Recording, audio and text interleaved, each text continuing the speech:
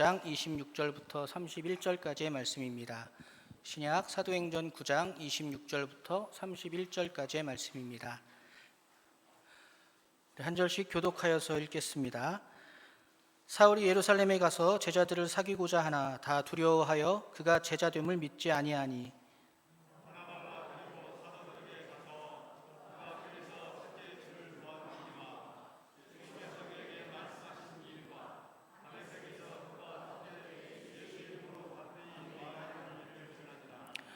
사울이 제자들과 함께 있어 예루살렘에 출입하며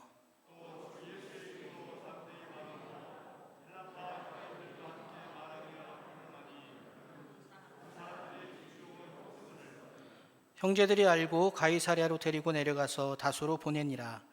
그리하여 온 유대와 갈릴리와 사마리아 교회가 평안하여 든든히 서가고 주를 경외함과 성령의 위로로 진행하여 수가 더 많아지니라. 아멘. 할렐루야. 오늘도 귀한 시간 주의 말씀을 함께 나누기를 소망합니다.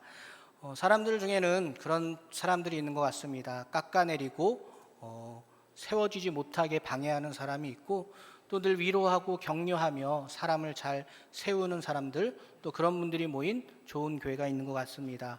우리 연동교회는 그런 좋은 교회인 줄 믿습니다. 많은 사람이 존경하는 미국의 에이드 토저 목사님은 하나님을 추구하라라는 자신의 책에서 영적인 수용성에 대한 이야기를 한 적이 있습니다. 영적인 수용성이란 성경 안에서 다양한 성격과 성향을 가진 사람들이 그러나 하나님의 꿈, 하나님의 나라와 그의 의를 이루려는 그 단 하나의 목적을 위해 필요한 모든 것을 받아들일 줄 아는 능력입니다. 그런 점에서 오늘 본문에 등장하는 바나바는 누구보다 이 영적인 수용성이 풍부했던 사람이라고 할 수 있습니다. 바나바는 어떤 사람일까요? 그는 초대교회의 역사 속에서 누구에게도 뒤지지 않을 만큼 참 인정받는, 존경받는 신앙인이었습니다. 그에 대한 성경의 평가는 이러합니다. 사도행전 4장 36절과 37절에 구브로에서 나는 레위족 사람이 있으니 이름은 요셉이라. 사도들이 일컬어 바나바라. 번역하면 위로의 아들이라 하니 그가 밭이 있음에 팔아 그 값을 가지고 사도들의 발 앞에 두니라. 얼마나 좋은 사람이면 위로의 아들이라는 별명을 얻을 수 있을까요?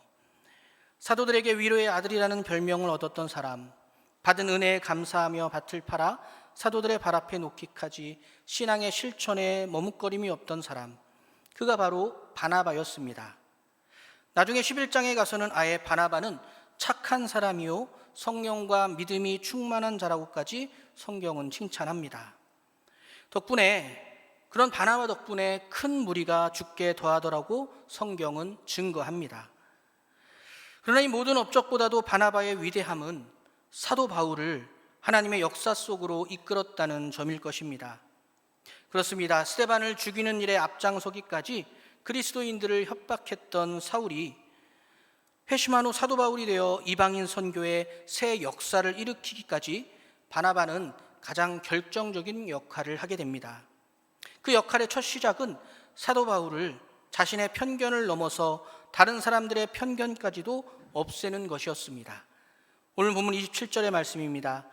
바나바가 데리고 사도들에게 가서 그가 길에서 어떻게 주를 본 것과 주께서 그에게 말씀하신 일과 다메섹에서 그가 어떻게 예수의 이름으로 담대히 말하던 것을 말하니라. 사도 바울의 회심 사건은 이미 다른 모든 제자들에게도 귀에 들어갔습니다. 하지만 그를 향한 제자들의 의심은 쉽게 사라질 만한 것이 아니었죠. 당연한 것이었습니다. 그런데 이때 바나바는 용기를 내어 사도 바울을 찾아갔고 그를 대신해 사도 바울의 회심이 거짓이 아닌 진심임을 증언해 줍니다. 이를 통해 사도 바울은 마침내 제자들과 교류할 수 있게 되었고 사도 바울로서의 새로운 역사를 시작하기 위한 그 준비의 시간을 가질 수 있었습니다. 이뿐만이 아닙니다. 바나바는 여기에서 한 걸음 더 나아갑니다. 마침내 사도 바울을 이방인 선교의 새 역사의 현장으로 이끄는 결정적인 역할을 하게 됩니다. 사도행전 11장 25절과 26절에 바나바가 사울을 찾으러 다소에 가서 만남에 안디옥에 데리고 와서 둘이 교회에 1년간 모여 있어 큰 무리를 가르쳤고 제자들이 안디옥에서 비로소 그리스도인이라 일컬음을 받게 되었더라. 예루살렘 교회에서 안디옥 교회로 선교의 전초기지가 옮겨지게 되는 그 새 역사의 시작에는 바나바와 사도 바울의 본격적인 동행이 존재합니다. 바나바가 사도 바울을 처음 만난 후 안디옥 교회에 데리고 가기 전 그 시간까지는 약 2년 이상의 시간이 존재합니다. 이 시간 동안 바나바는 사도 바울을 지켜보며 그가 이방인의 사도로서의 역량과 자질이 충분하다는 것을 발견했을 것입니다. 그래서 예루살렘 교회의 핍박으로 고향인 다소로 귀향해 있던 사도 바울을 바나바가 찾아갔던 것이죠. 역사적 기록에 보면 이때 바나바가 사도 바울을 찾아가기 위해 해발 2700m가 넘는 아라미스 산맥을 넘어갔다고 합니다. 그만큼 바나바는 사도 바울을 믿고 인정했던 것이죠. 그리고 결국 바나바의 이 믿음이 위대한 이방인의 사도 바울을 탄생시켰던 것입니다. 이 모든 것이 가능할 수 있었던 배경에는 바나바의 영적인 수용성이 존재합니다. 하나님의 꿈, 하나님의 나라와 그의 의를 이루겠다는 그 분명한 목적의식 때문에 바나바는 사도 바울을 어떠한 편견 없이 바라볼 수 있었습니다. 사도 바울의 허물을 용서할 수 있었으며 사도 바울에게 임한 하나님의 은혜와 사랑을 발견할 수 있었습니다. 하나님의 꿈을 이루고야 말겠다는 그 분명한 목적의식이 바나바로 하여금 사도 바울을 탄생하게 했던 것입니다. 그런데 더 놀라운 것은 그렇게 사도 바울이 등장하면서 아이러니하게도 위대한 바나바의 그 이름은 성경 속에서 차츰 사라져갔다는 것이죠. 그토록 찬란한 찬사를 보내던 성경은 얼마 지나지 않아 바나바와 바울을 바울과 바나바로 바꾸어 부르기 시작하더니 나중에는 아예 바나바의 이름을 지워버립니다. 하지만 우리 모두는 잘 알고 있습니다. 그 모든 역사 속에서도 바나바는 결코 사도 바울을 원망하거나 질투하지 않았다는 사실을 말이죠. 오히려 누구보다 기뻐했을 것입니다. 사도 바울을 통해 그토록 바람하지 않던 이방인 선교라는 하나님의 그 꿈이 이루어지는 것을 보며 다른 누구보다 바나바가 가장 행복했을 것이라고 확신합니다. 그렇게 바나바는 오직 하나님만을 추구하며 하나님의 꿈을 이루기 위한 분명한 목적으로 살아가므로 또 한 명의 위대한 하나님의 심장, 하나님의 의의 오른팔로 남을 수 있게 된 것입니다. 사랑하는 연동교회 교우 여러분, 하나님의 꿈을 알고 계신가요?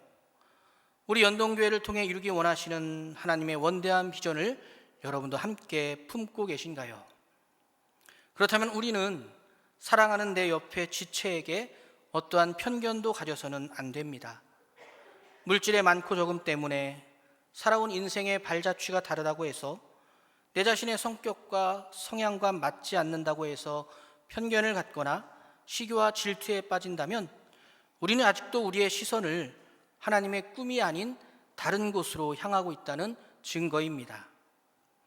오직 하나님만을 추구하고 오직 하나님의 그 꿈을 이루기 위해 열망한다면, 그 꿈으로 가득 차 있다면 그 꿈을 이루기에 우리에게 세워주신 동역자들을, 지체들을 시기하거나 질투할 수 없습니다.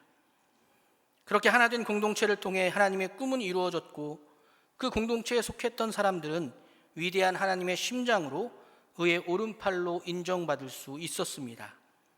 다른 무엇도 아닌 오직 하나님의 꿈을 이루겠다는 그 열망으로 모든 편견과 시기와 질투를 넘어설 수 있었기 때문에 말이죠. 오늘 저와 여러분이 이 자리에 앉아 하나님을 아버지라고 고백할 수 있는 이유 역시 우리 신앙의 선배들의 그 하나님의 꿈을 향한 강렬한 열망 때문이었습니다.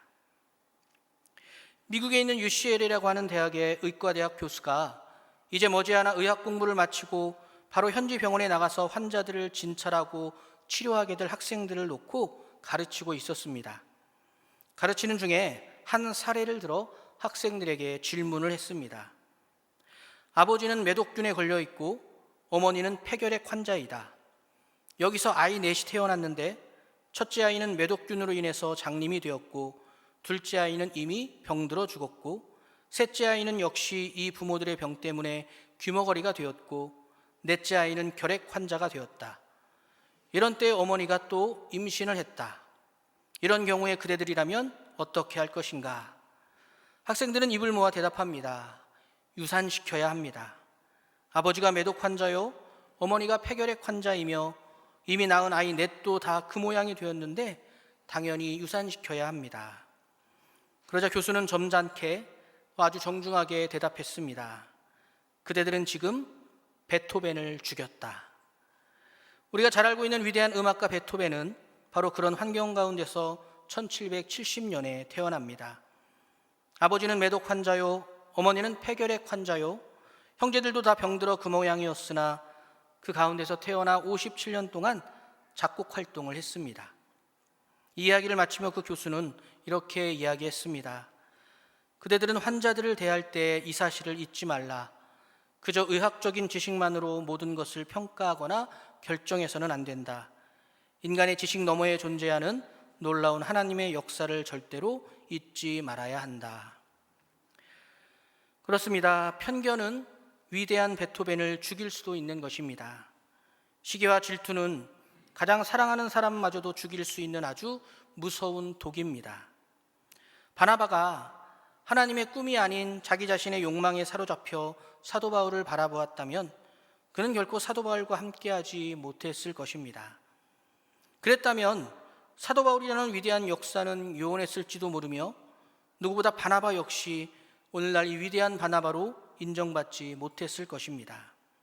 하나님의 꿈을 통해서 사도 바울을 바라보았기 때문에 바나바는 사도 바울을 위대한 존재로 이끌 수 있었으며 그로 인해 바나바 자신 역시 위대한 하나님의 사람으로 우뚝 서게 된 것입니다. 바나바가 사도 바울을 세웠더니 바나바 역시 더 크게 하나님께 인정받는 사람으로 세워졌다는 것이죠. 그러므로 사도 바울에게는 바나바가, 바나바에게는 사도 바울이 하나님께서 보내주신 서로 간의 복의 통로인 것이죠. 그렇습니다. 사랑하는 연동교회 교우 여러분, 우리가 하나님의 꿈을 통해 서로를 바라볼 때 우리는 우리를 위해 보내주신 하나님의 복의 통로를 발견할 수 있습니다. 저와 여러분이 하나님의 꿈을 이루는 위대한 하나님의 사람이 되기 위해서는 함께 그 꿈을 이루어갈 위대한 동역자가 반드시 필요합니다. 그것을 혼자 힘으로 하기란 불가능할 뿐이며 오히려 더 큰 실패를 만날 수도 있는 것이죠. 사도 바울에게 하나님이 바나바를 붙여주었듯이 바나바에게 하나님이 사도 바울을 보내주신 것처럼 우리 역시 동역자가 필요합니다. 그래서 하나님께서는 우리에게 복의 통로를 보내주십니다. 함께 하나님의 꿈을 이루어갈 지체들을 허락해 주신 것입니다. 그러나 우리의 시선이 하나님의 꿈을 향해 있지 못하면 우리는 그 복의 통로를 제대로 누릴 수 없게 됩니다. 아니, 오히려 우리 자신의 편견과 시기심으로 인해 하나님께서 보내주신 복의 통로를 망가뜨릴 수도 있습니다. 그렇게 되면 우리는 또 역시 하나님을 아버지라고 부르면서 정작 하나님의 꿈 하나 이루지 못한 채 불행한 삶을 살아가는 불쌍한 크리스천으로 남게 될 것입니다. 그러므로 사랑하는 연동교회 교회 여러분, 우리는 우리의 시선을 항상 하나님의 꿈에 둘 수 있어야 합니다. 오직 하나님만을 추구하며 하나님의 나라와 그의 의를 이루기 위한 열망으로 살아갈 수 있어야 합니다. 그럴 수 있을 때 우리는 하나님께서 우리를 위해 보내주신 복의 통로를 발견할 수 있습니다. 한 몸인 우리의 지체들, 함께 걸어갈 우리의 동역자를 만날 수 있는 것입니다. 그렇게 지체를 세우고 동역자를 세울 수 있을 때 우리 역시 위대한 하나님의 심장, 의의 오른팔로 세워지는 것입니다. 함께 하나님의 꿈을 이루며 서로가 서로를 통해 위대한 존재로 성장하고 성숙하게 될 것입니다. 교회 안에서 항상 우리가 시기심에 빠지는, 질투심에 빠지는 결정적인 때는 자녀들이고 손주들인 것 같습니다. 저 역시도 돌아보면 저희 어머니 참 좋은 크리스천 같았는데 아니 저런 면이 있었나? 저렇게 못된 분이었나? 라고 발견하게 되는 게 꼭 왜 엄마 친구 아들들은 공부를 다 잘하는지, 그 친구들 때문에 어머니도 질투심에 사로잡히고 그런 모습들을 보게 됩니다. 그러나 우리는 모두 하나님의 꿈을 바라보는 한 지체이고 동역자인 줄 믿습니다. 서로가 서로를 세워주고 격려해주고 위로해줄 때 우리 연동교회 안에 그러한 위로와 격려와 세워짐이 가득 차고 넘칠 때 하나님은 우리 연동교회를 더욱더 크고 귀하게 사용하실 줄 믿습니다. 그렇게 사랑하는 연동교회 모든 교우들의 마음과 생각이 오직 하나님의 꿈으로 가득 차 어떠한 편견도 없이 시기와 질투에 사로잡히지 않고 하나님께서 선물로 보내주신 복의 통로를 만날 수 있기를, 또 우리 모두가 서로가 서로에게 그런 복의 통로가 될 수 있기를 예수 그리스도의 이름으로 축복하며 기도하겠습니다. 함께 잠시 기도하겠습니다. 사랑의 하나님, 감사합니다. 연동교회라는 귀하고 복된 주의 몸된 교회 안에서 서로를 만나게 하시고 하나님의 꿈을 바라보며 한 지체로 그 꿈을 위해 달려가게 하심을 감사합니다. 오직 그 꿈 하나 바라보며 우리 연동교회 모든 교우들은 하나님 서로가 서로에게 위로가 되고 격려가 되는 사람을 세우는 우리 연동교회가 될 수 있도록 인도하여 주시옵소서.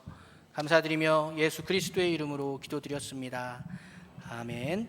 우리 함께 원하고 바라고 기도합니다. 찬양하겠습니다.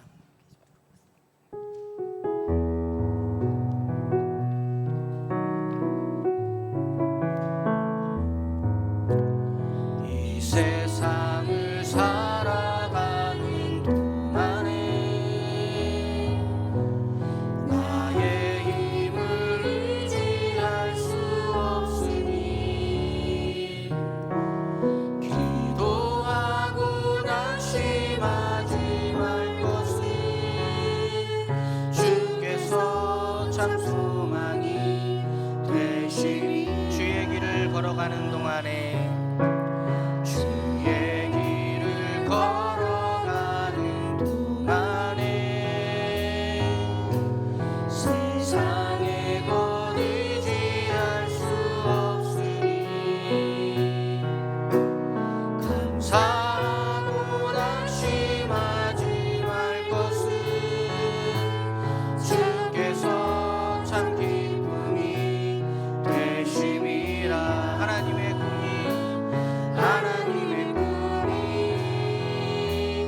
나의 비전이 되고 예수님의 성품이 나의 인격이 되고 성령님의 권능이 나의 능력이 되길 원하고 바라고 기도하.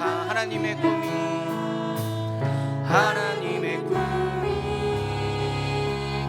나의 비전이 되고 예수님의 성품이 나의 인격이 되고 성령님의 권능이 나의 능력이 되길 원하고 바라고 기도합니다. 기도하겠습니다. 이제는 우리의 생명이 되어주신 예수 그리스도의 구원의 은총과 우리를 향한 하늘 아버지의 끊을 수 없는 신실하신 사랑하심과 우리의 발걸음이 언제나 하나님 나라를 향할 수 있도록 이끌어주시는 성령님의 인도하심이 하나님의 꿈을 바라보며 지체를 세우고 동역자와 함께 나아가기를 결단하며 은혜를 구하는 사랑 우리 모든 연동교회 교우들 위해 영원토록 함께 계시옵기를 간절히 축원하옵나이다. 아멘.